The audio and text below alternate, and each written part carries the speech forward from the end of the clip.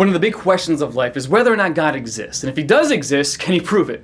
Now, as a believer, when we get that question, a lot of times we can get a little scared, a little bit back taken about, what am I going to say? What evidence am I going to provide to prove the fact that my God truly does exist? And as big of a deal as we make out of that question, God hardly makes any. In fact, in his word, in Psalm chapter 14, verse 1, it says, "The fool says in his heart, there is no God."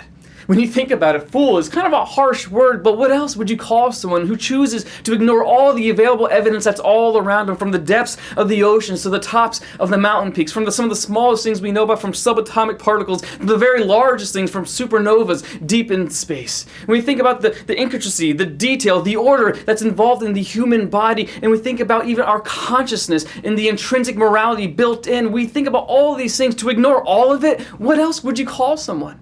God's word says in Psalms 19 verse 1, "The heavens declare the glory of God, and the skies above proclaim his handiwork." In Romans chapter 1 verse 19 and 20 says, "For what can be known about God is plain to them, because God has shown it to them. For his invisible attributes, namely his eternal power, his divine nature, have been clearly perceived ever since the creation of the world and the things that have been made, so they are without excuse." It's not your job to prove that a God exists. In fact, it's all around us. His existence is screamed at us from all these different ways and all of these different things. It's only our job to introduce people to the God that exists. And we use that using the testimony of his word and using the testimony of his work inside of us. And that's today's Bible Munch. If you haven't subscribed yet, please do, and hit that thumbs up button if this video was encouraging. Don't forget to send it off with some friends. I'd love to see your comments down below, but that's enough of me. It's time for you to open up God's word and get munching.